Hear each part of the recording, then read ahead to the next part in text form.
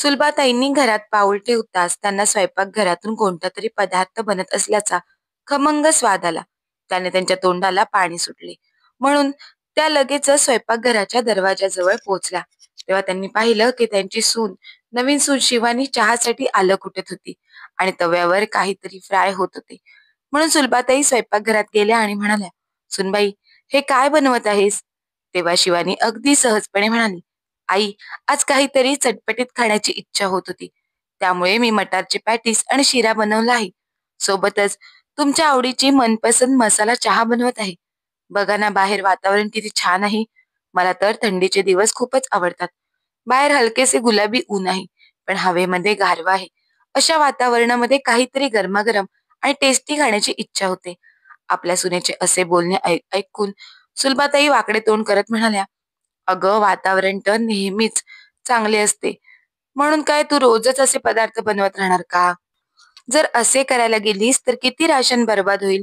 मग सुलभाताई पटकन फ्रीज जवळ गेल्या आणि फ्रीज उघडून म्हणाल्या, "अरे देवा, तू तर सर्व मटार संपवलीस. ही मटर तर मी खास मटर पनीर बनवण्यासाठी घेऊन आली होती." तेवढ्यात अमर सुद्धा स्वयंपाकघरात येत म्हणाला, "अगं आई, मग काय झाले? आज रविवारचा दिवस आहे. त्यामुळे जी मटर संपली आहे ती मी जाऊन घेऊन येईन. तसेही नाश्ता केल्यानंतर मी भाजी मार्केटमध्ये जाणारच आहे. खरं तर मी शिवानीला म्हणालो होतो की आज काहीतरी स्पेशल बनव."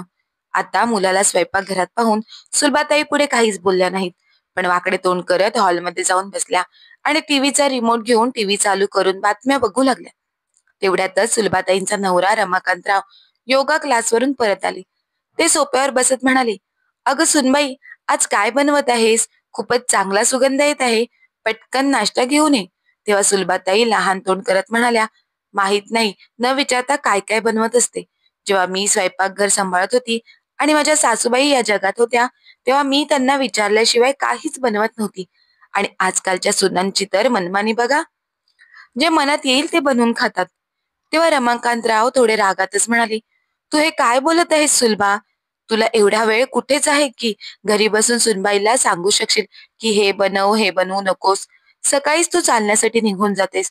सुनबाई सुरुवातीला तुला विचारत असायची तेव्हा तू म्हणायचीस, आता मला काय विचारतेस? पूर्ण आयुष्य मी स्वयंपाकघर सांभाळलं आहे. त्यामुळे आता तूच बघ काय बनवायचे आणि सर्वजण काय खातील. आता जेव्हा सुनबाई स्वतःच्या मनाने सर्व कामे सांभाळू लागली आहे, तर असे वागले ते सुद्धा तुला आवडत नाही?" तेव्हा सुलभाताई आपल्या नवऱ्याकडे रागीट नजरेने पाहत म्हणाल्या, "तुम्ही तर जास्त बोलूच नका. मी तुम्हाला काही विचारले आहे का?" रमाकांतराव शांत बसले. थोड्याच वेळात गरमागरम चहा त्या दोघांसमोर आली होती. दोघेही शांतपणे चहा पिऊ लागले. मग थोड्याच वेळात सुनबाई नाश्ता घेऊन आली. रमाकांतरावांनी जेव्हा मटरचे पॅटीस पाहिले तेव्हा ते खूपच खुश झाले आणि लगेचच हिरव्या चटणी बरोबर नाश्त्याचा आनंद घेऊ लागले. सुलभाताईंना सुद्धा नाश्ता खूप आवडला होता. परंतु सुनेची प्रशंसा करण्यात त्या कंजूस होत्या. त्यामुळे त्या आपल्या सुनेची प्रशंसा करत नव्हत्या. त्यांनी एक एक करून मागून मागून 4 पॅटीस खाल्ले होते. तरी सुद्धा त्यांचे मन भरले नव्हते, पण पोट भरले होते. तेव्हा कुठे त्यांनी पॅटीस खायचे बंद केले. थोड्याच वेळात शिवानी गोडाचा शिरा घेऊन आली. रमाकांतराव शिरा खाल्ल्यानंतर म्हणाले, "आता मी थोडा वेळ बागेमध्ये झाडांबरोबर थोडा वेळ घालून येतो." असे बोलून त्यांनी एक बादली उचलली आणि घराच्या बाजूला असणाऱ्या बागेमध्ये निघून गेले. सुलभाताईंना नाश्ता खूपच आवडला होता. त्यामुळे प्रसन्न मनाने त्यांनी वर्तमानपत्र हातात घेतले आणि त्यातील बातम्या वाचू लागल्या. तेवढ्यातच अमर स्वयंपाकघरात आला आणि शिवानीला म्हणाला, "चल, आपण सुद्धा नाश्ता करूया." अमरची अशी सवय होती की तो जेव्हा घरी असायचा तेव्हा तो आपल्या बायकोसोबतच सर्व गोष्टी खात पित असायचा. आता ते दोघेही बसून नाश्ता करू लागले. अमर जेव्हा पॅटीस खाऊ लागला तेव्हा तो म्हणू लागला, "पॅटीस खूपच चविष्ट बनवले आहेस तू. खरंच म्हणतोय, तू आल्यानंतर वेगवेगळ्या प्रकारचा नाश्ता आणि वेगवेगळे पदार्थ खायला मिळत आहेत. नाहीतर मला बाहेरचे काहीच खायला आवडत नव्हते आणि घरात नेहमी साधारण जेवण बनवलेले असायचे." आपली प्रशंसा ऐकून शिवानीच्या चेहऱ्यावर हास्य फुलले. आता दोघांचा नाश्ता झाल्यानंतर जेव्हा शिवानी स्वयंपाकघरात भांडी धुवू लागली, तेव्हा पाठीमागून येऊन अमरने येऊन तिला मिठी मारली. तेव्हा शिवानी लाजली आणि म्हणाली, "तुम्ही हे काय करत आहात? आई बाबा पाहतील." तेव्हा अमर म्हणू लागला, "ते लोक बाहेर आहेत. मी संधी पाहूनच आलो आहे मेरी जान." एवढं बोलून प्रेमाने त्याने आपल्या बायकोच्या गालावर आपल्या ओठांनी हलकासा स्पर्श केला. तेव्हा शिवानीला करंट लागल्यासारखे झाले. त्यामुळे लगेचच ती मागे फिरली आणि अमरला मागे ढकलत लाजत हसू लागली आणि म्हणाली, तुम्हाला तर भाजी मार्केटमध्ये जायचे होते ना?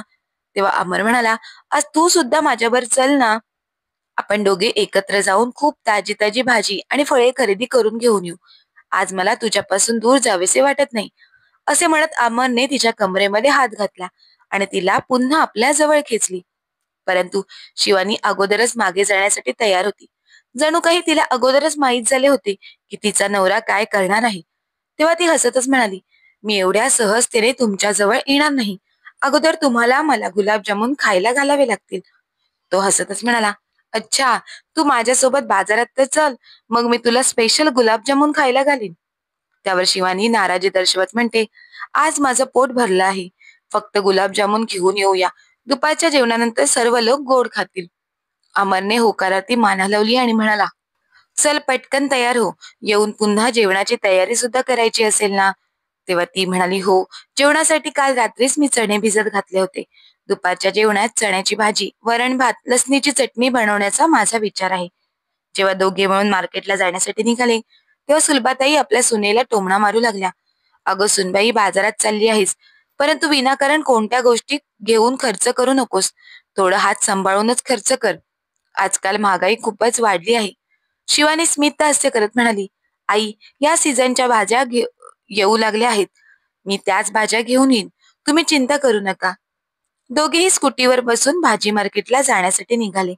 तेव्हा सुलभाताई आपल्या रूममध्ये आल्या आणि अंघोळ करण्यासाठी बाथरूममध्ये गेल्या. इकडे मार्केटमध्ये पोहोचल्यानंतर शिवानीने पाहिले तर मटर, फ्लॉवर, कोबी, गाजर अशा वेगवेगळ्या भाज्यांनी पूर्ण मार्केट भरले होते. आणि विशेष म्हणजे भाज्या स्वस्तही होता. जी मटर 2 आठवड्यापूर्वी 100 रुपये किलो होती, तीच आज 40 रुपये किलोला मिळत होती. त्यामुळे शिवानी खूपच खुश झाली आणि पटापट ताज्या भाज्यांची खरेदी करू लागली. त्यामुळे लवकरच त्या दोघांकडे असणाऱ्या पिशव्या भरल्या होत्या. मार्केटमधून बाहेर निघताना त्या लोकांनी संत्री खरेदी केली. मग ते घरी येण्यासाठी निघाले. जेव्हा ते घरी पोहोचले तेव्हा सासरे विचारू लागले, अगं सुनबाई, कारली मिळाली की नाही? तेव्हा ती स्मित हास्य करत म्हणाली, हो बाबा, कारली मिळाली आहेत. आज संध्याकाळी त्याची भाजी बनवते. तेव्हा रमाकांतराव म्हणाले, आज दुपारी काय बनवणार आहेस?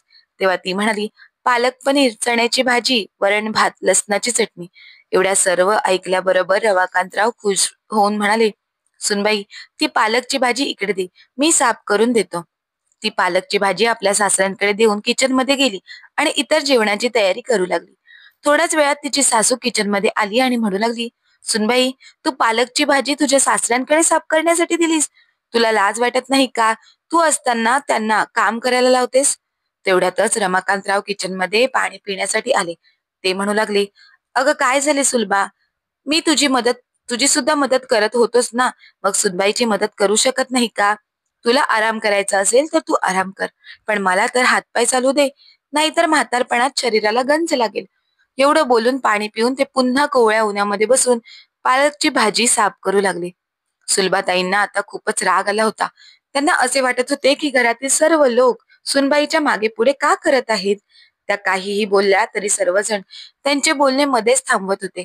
त्यामुळे त्यांना आता चांगले वाटत नव्हते. दुपारच्या जेवणात जेव्हा त्यांनी पाहिले की सुनेने चण्याची भाजी, पालक पनीर, वरण भात, लसणाची चटणी बनवली आहे, तेव्हा त्या डायनिंग टेबलवरून उठून रागात उभ्या राहिल्या आणि म्हणाल्या, अगो सुनबाई, एवढे सर्व पदार्थ बनवण्याची काय गरज होती? यावेळी सुद्धा शिवानी अगदी नम्रपणे म्हणाली, आई, माझ्या माहेरी जेव्हा एखाद्या कडधान्याची भाजी बनवली जाते तेव्हा त्याच्या जोडीला कोणती तरी पालेभाजी बनवतातच. कारण प्रत्येकालाच कडधान्याची भाजी आवडते असं नाही ना. त्यामुळे त्या भाजीच्या जोडीला दुसरी भाजी असणे गरजेचे असते. तेव्हा सासूबाई रागातच म्हणाल्या, सुनबाई, तू हे विसरू नकोस, हे तुझं माहेर नाही, सासर आहे. तेव्हा अमर म्हणाला, आई, तू हे काय बोलत आहेस? तू सुद्धा जेव्हा कडधान्याची भाजी बनवत असायचीस तेव्हा त्याच भाजीच्या जोडीला दुसरी कोणती तरी भाजी बनवत असायचीस ना. भाजी नाही बनवलीस तर कमीत कमी कांदा बटाट्याची भजी तरी बनवायचीस. आता चण्याची भाजी आहे त्यामुळे दुसरी पालक पनीरची भाजी बनवली तर काय अडचण आहे? जेवण तर टेस्टी आहे ना. तू जेवणाचा आनंद घे. रमाकांतराव सुद्धा सासूबाईंना ओरडत म्हणाले, जेवणाच्या वेळेला अशी बडबड करणे योग्य नाही. एवढे चांगले जेवण बनले आहे तरी तू खात का नाहीस? आणि आपल्या घरामध्ये कोणत्या गोष्टीची कमी थोडीच आहे. त्यामुळे सुनबाईला वेगवेगळे पदार्थ बनवण्यासाठी विचार करावा लागेल असेही नाही ना. सुलभाताईंना खरं तर सकाळपासूनच राग आला होता, कारण त्यांच्या सुनेने त्यांना न विचारता वेगळ्याच प्रकारचा नाश्ता बनवला होता. तसे तर त्यांना नाश्ता करण्यात खूप मजा आली होती, परंतु त्यांना असेच वाटत होते की सून आपली मनमानी करत आहे. जेवण जेवल्यानंतर सुद्धा त्यांच्या मनाला शांतता मिळाली नव्हती.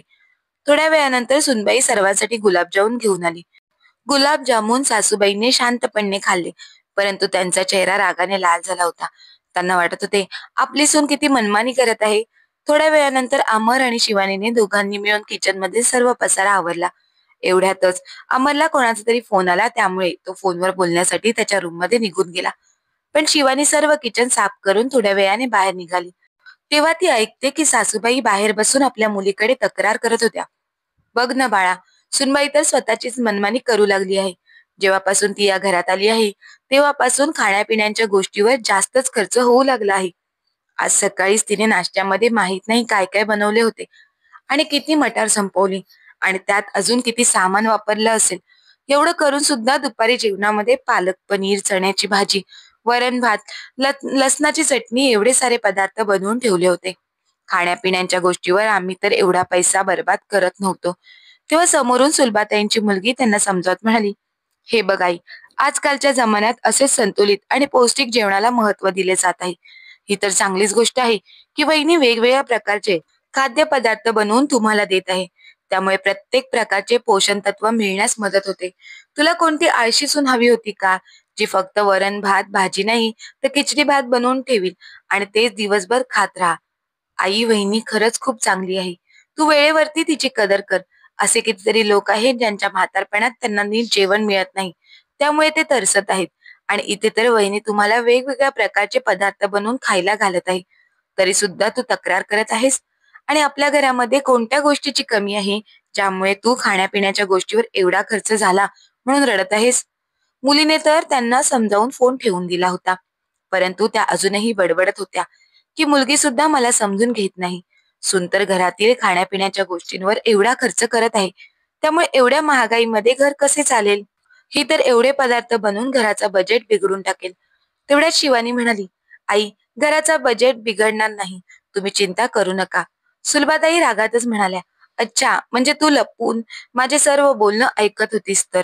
मी सुद्धा तुला घाबरत नाही. कान उघडे ठेवून ऐक. मला तर असे वाटत आहे सुनबाई, तुला तुझ्या माहेरी नीट काय खायला प्यायला मिळाले नाही, म्हणून तू इथे माझे भरलेले किचन पाहून अशी वागत आहेस आणि तुझ्या जिभेचे चोचले पुरवण्यासाठी एकाच वेळी वेगवेगळे पदार्थ बनवत आहेस. आता शिवानी सुद्धा शांत राहिली नाही. ती म्हणाली, आई, तुमच्या घरात सून येण्या अगोदरच तुम्ही लोक हवा पाणी पिऊन जगत होतात का? तुम्ही लोक जेवत नव्हता का? त्यामुळे मी आल्यानंतर तुम्हाला खाण्यापिण्याच्या खर्चाचे एवढे टेन्शन येऊ लागले आहेत? आई, घरामध्ये कोणत्याही गोष्टीची कमी नाही आहे, मग तरी सुद्धा तुम्ही एवढे टेन्शन का घेत आहात? आणि राहिली गोष्ट माझ्या माहेरची, तर तिकडे खाण्यापिण्याच्या गोष्टीवरून कोणीही तमाशा करत नव्हता. माझे बाबा नेहमी म्हणायचे की खाण्यापिण्याच्या गोष्टीकडे नीट लक्ष द्या. जर शारीरिक स्वास्थ्य चांगले राहिले नाही तर तेच पैसे डॉक्टरांना द्यावे लागतील आणि त्रास सहन करावा लागेल, ती गोष्ट वेगळीच. त्यामुळे आई, तुम्ही स्वतःच विचार करा की पोषण तत्वाच्या अभावामुळे आजारी पडणे जास्त चांगले आहे की थोडे जास्त पैसे खर्च करून आपण चांगले खाणे गरजेचे आहे? आणि तुम्ही म्हणत आहात ना की माझ्या जिभेचे चोचले, तर मी होम सायन्स शिकली आहे, त्यामुळे कधी काय खावे हे मला चांगलेच माहित आहे. कधीतरी मी तळलेले पदार्थ, तिखट चटणी असेही बनवते, पण असे नेहमीच करत नाही ना. सकाळी मी थोडे चटपटीत पदार्थ बनवले होते, पण दुपारी वरण भात भाजी, पालक पनीरची भाजी, लसणाची चटणी खाणे चांगली गोष्ट नाही का? सुलभाताई आता काही बोलणार त्या अगोदर रमाकांतराव तिथे पोहोचले आणि म्हणू लागले, काय झालं आहे सुलभा? तुझे अजून राशन पुरण संपले नाही का? हे बघ, सुनबाई, जर ही जी जास्त तक्रार असेल तर उद्यापासून हिला अगदी साधे जेवण बनवून दे. वरण भात खाऊ दे हिला. पण आम्हा लोकांना तर चांगले जेवण हवे आहे. खाण्यापिण्याच्या खर्चाविषयी तुला कोणी बोलले तर तुझ्या बरोबर आम्ही दोघे आहोत, कारण कमाई करणारे तर आम्ही आहोत. घरात जर प्रत्येक जण पोटभर जेवण जेवत असेल तरच आम्हाला आनंद आहे ना. आपण एवढी मेहनत करून पैसे कमावतो, तेच पैसे डॉक्टरांची फी भरण्यात गेले तर काय फायदा? त्यापेक्षा खाण्यापिण्यामध्ये हेल्दी पदार्थ खाल्ले तर आपले शारीरिक स्वास्थ्य चांगले राहील. मग रमाकांतराव आपल्या बायकोला समजावत म्हणाले, हे बघ सुलभा, अजूनही वेळ आहे. पुढे जाऊन असं व्हायला नको की सुनबाईच्या मनामध्ये तुझ्याविषयी कटुता येईल. त्यामुळे खरंच म्हातारपणात खाण्यापिण्यासाठी तुला तरसावे लागेल. तुझ्या मैत्रिणींच्या म्हातारपणात तू पाहत आहेस ना, कशी तिची सून तिला 2 वेळच्या जेवणासाठी तरसवत असते. पण इथे तर तुझी सून तुला वेगवेगळे पदार्थ बनवून खायला घालत आहे. तरी सुद्धा तुझ्या मनाला शांती नाही. म्हणतात ना, ज्याला मिळते त्याला खाता येत नाही, पण ज्याला मिळत नाही त्यालाच 2 वेळच्या अन्नाची खरी किंमत समजते. आपल्या नवऱ्याचे असे बोलणे ऐकल्यावर सुलभाताईंना आपले म्हातारपण आणि म्हातारपणात येणारे संकट नजरेसमोर येऊ लागले होते. त्याचबरोबर भुकेने बेहाल झालेली त्यांची मैत्रीण, तिचा चेहरा त्यांच्या डोळ्यासमोर येऊ लागला होता. त्यामुळे सुलभाताई आता विचार करू लागल्या की भुकेने तडपडत राहण्यापेक्षा सुनेच्या हातचे वेगवेगळे पदार्थ खाणे चांगले आहे. मग त्या अगदी हळू आवाजात म्हणाल्या, "सुनबाई, मी थोडा चुकीचा विचार करत होती, परंतु तुझ्या सासऱ्याने मला चांगले समजावले आहे. त्यामुळे यापुढे तुला जे काही बनवायचं आहे ते तू बनवू शकतेस. आजपासून मी तुला काहीच बोलणार नाही. मी माझ्या सुद्धा खाण्यापिण्याची जबाबदारी तुझ्यावरच सोपवत आहे. फक्त कधीच मला उपाशी ठेवू नकोस." असं बोलताना सुलभाताईंचा गळा भरून आला. तेव्हा सून म्हणाली, "आई, मी असं का करीन? मला तर चांगले चांगले पदार्थ बनवून सगळ्यांना खायला घालायला खूप आवडते. ते काम करण्यातच माझ्या मनाला शांतता मिळते. त्यामुळे तुम्ही माझ्या बाजूने निश्चिंत राहा." एवढं बोलून ती स्मित हास्य करत आपल्या सासऱ्यांकडे पाहू लागली. कारण तिच्या सासऱ्यांनी आज तिच्या सासूबाईंना समजावले होते की सुनबाई जे काही करत आहे ते योग्यच करत आहे. तर मित्रांनो, तुम्हाला ही आजची कथा कशी वाटली ते आम्हाला कमेंट बॉक्समध्ये कमेंट करून नक्की कळवा. आणि जर का तुम्हाला कथा आवडली असेल तर कथेला लाईक करा, शेअर करा. धन्यवाद.